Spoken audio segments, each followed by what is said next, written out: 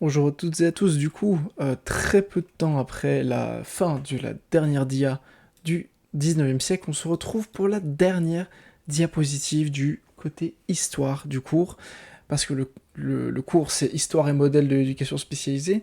La suite et fin du cours traitera du coup sur les modèles de l'éducation spécialisée.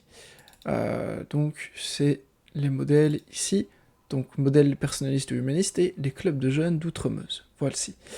Euh, du coup, dernière dia, pas très longue, pas longue du tout même.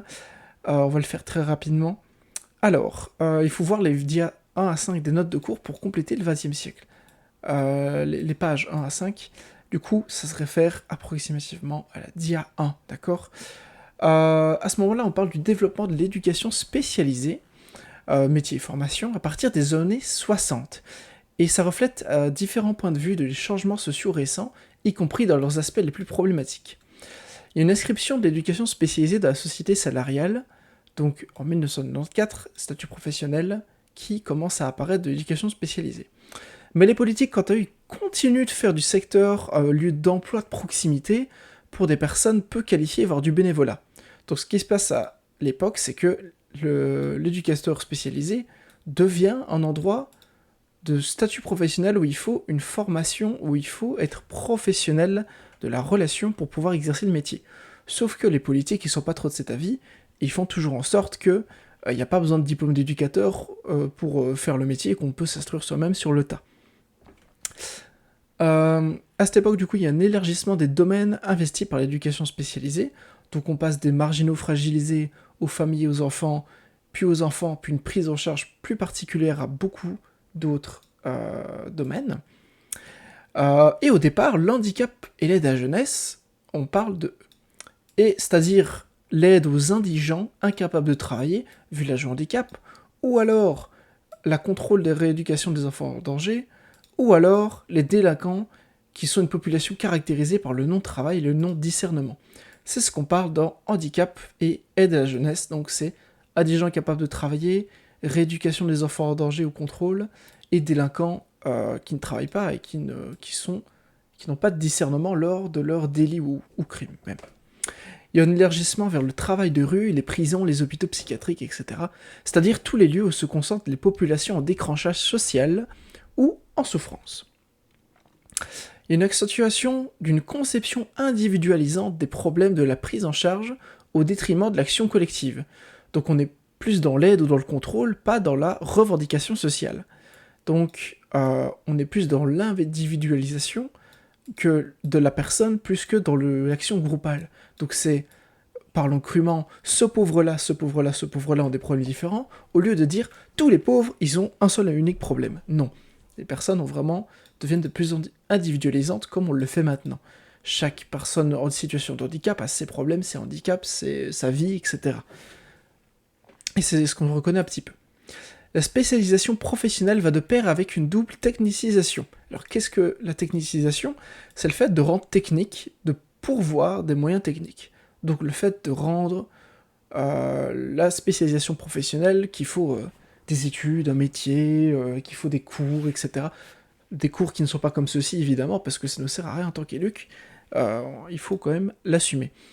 La technicisation du dépistage et de la catégorisation tant des personnes déficientes que des zones ou publics à risque, quartier ou école, ce qui fait toute une série de professions qui sont impliquées à ce niveau. Les psychologues, sociologues, AS et juges. Donc le fait de techniciser le dépistage et la catégorisation fait qu'il y a au début du travail pluridisciplinaire des psychologues, sociologues, AS, juges, éducateurs, etc.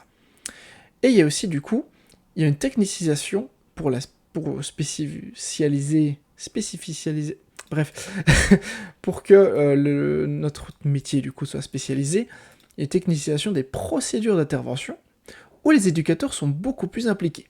Du coup, il y a vraiment des procédures qui commencent à être officielles. Une évolution récente des problématiques sociales. Le social assistentiel se développe en même temps que s'effrite la société salariale. Donc, il y a une société où tout le monde peut avoir du travail. Le social assistentiel apparaît dans les sociétés modernes quand les liens de sociabilité primaires, donc la famille, village, etc., où l'effet de sociabilité et de contrainte s'affaiblissent, et c'est ce qui fait que le problème est plus pris en charge par l'environnement direct. Donc, à l'époque, quand ça n'allait pas, qu'on était pauvre, etc., c'était la famille, le village qui s'en occupait. Et il y a de moins en moins de solidarité à ce niveau-là. C'est pour ça que il doit y avoir le social assistentiel qui apparaît dans la société. On peut reconnaître social assistentiel comme les CPAS, par exemple. Donc une personne, ou même, comment est-ce qu'on dit encore? Ou alors la mutuelle, par exemple, peuvent être du social assistentiel. Ça c'est mon avis, il est écrit nulle part, mais c'est ce que je pense en lisant la définition de ceci. Donc jusqu'en 1980 environ, le modèle social était celui d'une société salariale, donc là où tout le monde peut avoir un travail, où le travail était le facteur intégrateur par excellence, donc c'est l'ordre social qui, depuis du coup le XVIIIe siècle, l'évolution des bourgeois, etc., l'ordre social était de travailler. Et aussi l'État social protégeait tous ceux qui ne travaillaient pas, donc jusqu'en 1980. L'effet pervers de cette protection des personnes qui ne travaillent pas, c'est qu'il y a une diminution des solidarités traditionnelles et les personnes en décrochage sont individualisées. Depuis 1980, il y a l'apparition de chômage chronique, donc en grand nombre. Le travail ne joue plus son rôle intégrateur, donc le mode d'articulation individu-collectif est mis à mal. Donc il y a une transformation progressive de la société et de l'ordre social de celle-ci.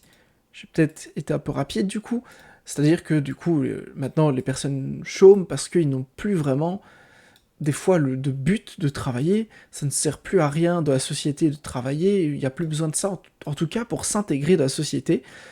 Donc l'individu au collectif est mis à mal. Maintenant, les personnes sont renfermées sur elles-mêmes au lieu d'être travaillées donc, dans le collectif.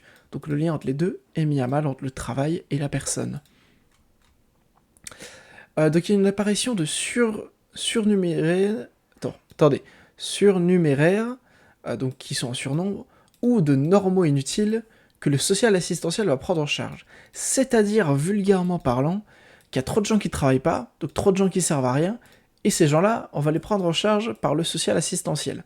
Donc le fait de s'occuper de ceux dont personne ne s'occupe. L'intégration, quant à elle, elle va rester un idéal, mais ça va pas être un support réel et sans sens, il n'y aura pas vraiment de sens, comme les contrats d'intégration. Alors qu'aujourd'hui, par exemple, l'intégration, c'est un objectif à part entière, obligatoire quasiment.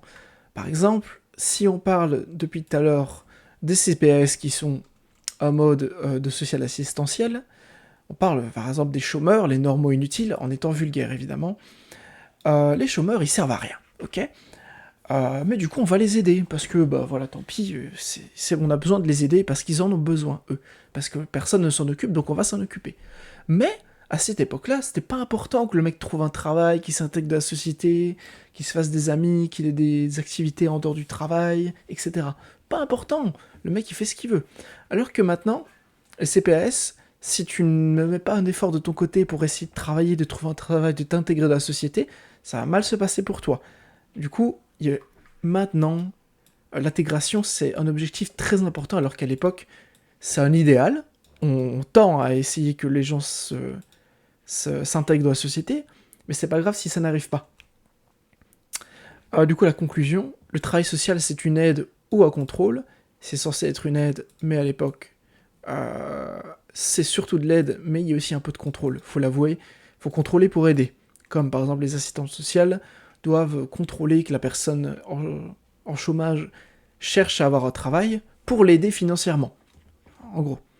L'éducateur est-il un agent de gestion de la population, spécialement la population marginale? Putain, je bégaye.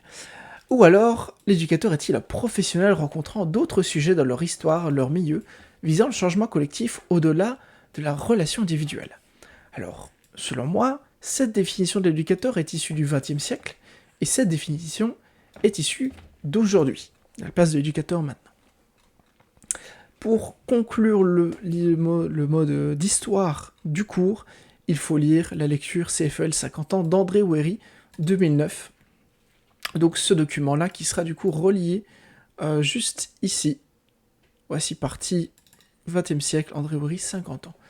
Voici donc la fin de ce qui est du modèle histoire de ce cours.